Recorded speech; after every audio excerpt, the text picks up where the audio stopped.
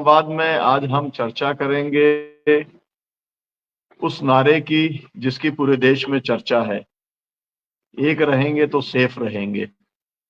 Bharatiya Janata party किसको safe रखना चाहती है? मोदी जी किसे सेफ रखना चाहते हैं? महाराष्ट्र के अंदर किसके सेफ रहने की जरूरत है? पूरे देश के अंदर कौन से लोग ऐसे हैं जो असुरक्षित हैं, जिन्हें सेफ रहना चाहिए? इस देश के युवाओं का भविष्य क्या सेफ है? आज हम इसी मुद्दे के ऊपर चर्चा करेंगे और इस चर्चा के ऊपर इस समय फोकस, क्योंकि महाराष्ट्र में जो स्थिति है आप देख ही रहे होंगे, आज सुबह से कैश एक के बाद एक जगहों से निकल रहा है।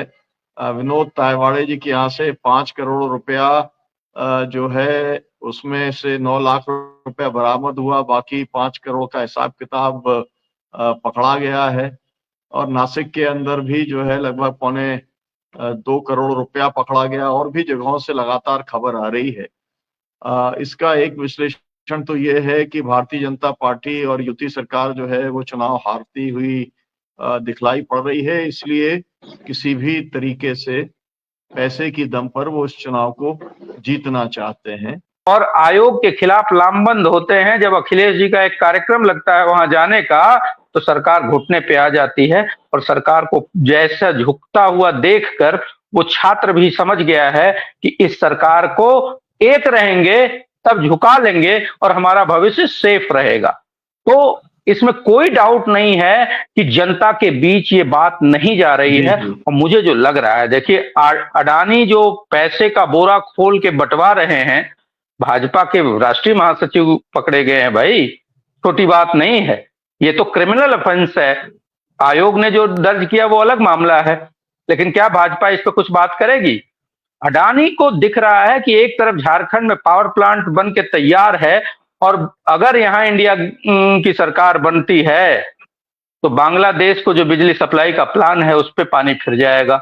वहीं जो महाराष्ट्र के इनके आउटगोइंग प्रोजेक्ट हैं जो कि एक मोनोपोली के तहत दिया गया है इनको, वो बंद हो जाने की बात है। तो अडानी मरता क्या न करता, वो अपने को बचाने के लिए अब ये सब पैसा बांट रहे हैं। और जो पैसा बांटा जा रहा है इसको संजीदगी से देखिए।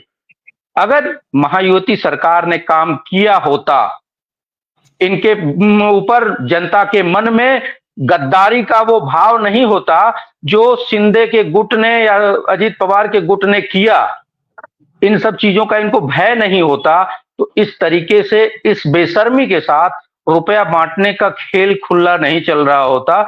और इसी से स्पष्ट हो रहा है कि जनता एकजुट हो रही है अपने अधिकारों के लिए और उसका काउंटर करने के लिए रुपए की बंदरबाट चल रही है और रुपए बांटे जा रहे हैं। धन्यवाद जी, बहुत शुक्रिया आपका। मैं तिवारी जी के पास आता हूँ। तिवारी जी से मैं जानना चाहता हूँ कि इस सब के अंदर जो मेरा पहले भी सवाल था कि जनता मतदाता इस पूरी बहस को क्या उसी गंभीरता से देखेगा जिस गंभीरता से यहाँ पर चर्चा हुई है, या फिर जो मतदाता है उसे लगेगा कि भाई तत्काल जो हमारी समस्या हल कर रहा है कैश की, उसका साथ दे दो?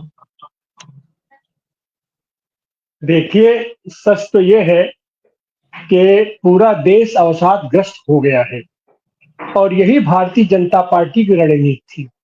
ये अपनी ठिठुरी, एक होता है ना कि चोट इतनी ज्यादा कर दो कि आदमी अपने आप को ही भूल जाए, तो वही स्थिति इनकी हो रही है। वह चोट आप जम्मू कश्मीर को उठा करके देखिए, वह चोट अभी सीधा का उदाहरण है मणिपुर को आप उठा करके देखिए। 2 साल से मणिपुर जल रहा है और इन्हीं का मुख्यमंत्री, इन्हीं की सरकार है और इन्हीं के सरकार के अंदर इन्हीं के विधायक लोगों को मारा जा रहा है, पीटा जा रहा है, जलाया जा रहा है, लेकिन कहीं से कोई आवाज नहीं आ रही, कहीं से कोई संवेदना नहीं दिखाई पड़ रही है। वही स्थिति आपको पूरे गुजरात दिखाई पड़ रहा है, वही स्थिति इस समय महाराष्ट्र में है। ये सब लोग जानते हैं कि वहां पर पिछले दिनों किस तरह से सरकार चली, लेकिन इतना ज्यादा चोट और इतना ज्यादा घाव हो गया है कि अब हमको ऐसा लगता है कि जनता का वो जो अवसाद है अब वो पराकाष्ठा में चला गया है। चेतना शून्य जैसी जनता हो गई है। देखिए, सच बात है कि जो रिपोर्ट आ रही है कि महाराष्ट्र में भी बहुत ही अद्भुत परिणाम आने वाला है। महाराष्ट्र में भारतीय जनता पार्टी वहां पर कहीं से उसके ऊपर कोई कमजोरी जैसी चीज नहीं दिखाई पड़ रही है, और वही स्थिति आपको झारखंड में, और हाँ, उत्तर प्रदेश इस समय दमखम बांधे हुए है। उत्तर प्रदेश में इनका नारा जो अपने जोगी जी नारा यहाँ दिए थे, तो ये नारा भले महाराष्ट्र में और दुनिया भर में घूम फिसल रहे हो, उत्तर प्रदेश में इनको नारा दे पाने की स्थिति में नहीं है, अपनी बात ये कर पाने की स्थिति में। माने संवेदनहीनता की ये स्थिति है कि भारत के संविधान को लाल किताब कह के प्रचारित करवा देना, और वो लाल किताब लेकर के राहुल गांधी घूम रहे हैं। राहुल गांधी नक्सलाइट हो गया है, अर्बन नक्सलाइट हो गया है। नक्सलाइट शब्द को इस तरीके से मनहे और उग्रवाद का पर्याय बना देना, ये सारी चीज कहीं न कहीं से दिखा रहा है कि ये इतना संवेदनहीन कर दिया है जनता को, इतना जनता को घायल कर दिया है कि जनता व्याकुल है, व्यथित है। हाँ, अब वो जनता वोट के रूप में क्या करेगी क्या नहीं करेगी वो तो बात की बात है, अभी परिणाम तो और जो आने वाले दिनों में। और जनता इस तरीके से अवसादग्रस्त हो गई है कि जनता के दिमाग में बात भर दिया गया है कि हम भले ही इनको वोट न दें, लेकिन ये तो जीते ही जाएंगे। हम भले ही अपना किसी को भी हम जिता देंगे, सरकार तो इन्हीं की बन जाएगी। जब तक ये मामला नहीं टूटेगा, और यही कहीं न कहीं से उनकी सुरक्षा का सबसे बड़ा कवच बन रहा है, सबसे बड़ा आधार बन रहा है, जनता की भी यह बात घुसा देना कि ये एन के प्रकार ये लोग पैसा बांट के, चोरी करके, प्रशासन से अपना गुंडई करके, हत्या करके, ये जैसे भी हो ये लोग तो सरकार बना ही देंगे। इसलिए एक तरीके से जनता के बीच एक उपेक्षा का भाव होता जा रहा है अपने पर, और यही इनकी प्लानिंग है। जनतंत्र को खत्म करने के लिए सबसे बड़ी चीज है कि जनतांत्रिक मूल्यों से आस्था खत्म हो जाए जनता की। तो ये जनतांत्रिक मूल्यों से जनता की आस्था खत्म कर रहे हैं। अपना निर्वाचन आयोग भी अपना जिस तरीके से काम कर रहा है कि एक आदमी वही उद्धव है, अपना शरद पवार है, अपने अखिलेश जी है, अपने और सारे लोग हैं, माने मुख्य विपक्षी दल का खाता बिल्कुल सीज कर दिया गया है, उनको पैसे पैसे के लिए नस्वान कर दिया गया है। और एक जगह है इफरात पैसा पट रहा है, एकदम आंधी की तरीके से पैसा पट रहा उठ रहा है। तो ये सब चीज का असर जनता पे पड़ रहा है, और कहीं न कहीं से जो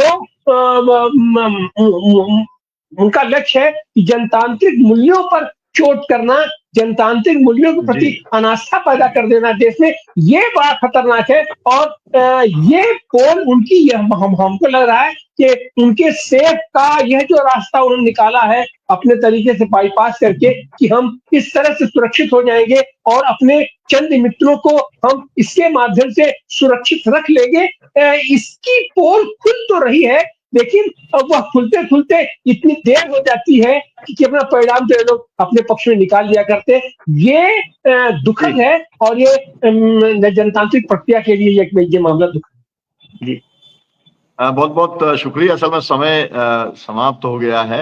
मैं सभी पैनलिस्ट का धन्यवाद देता हूं, और हम उम्मीद करते हैं कि जिस चिंता को सभी पैनलिस्टों ने यहाँ व्यक्त किया है, मतदाता भी उस चिंता के साथ में जुड़ेंगे, और जो मतदान होगा वो मतदान कॉरपोरेट के खिलाफ होगा, वो पैसे की राजनीति के खिलाफ होगा, वो बांटने और काटने वालों की राजनीति के खिलाफ होगा, और जो अडानी अंबानी को सेव करना चाहते हैं उनके खिलाफ भी महाराष्ट्र का और झारखंड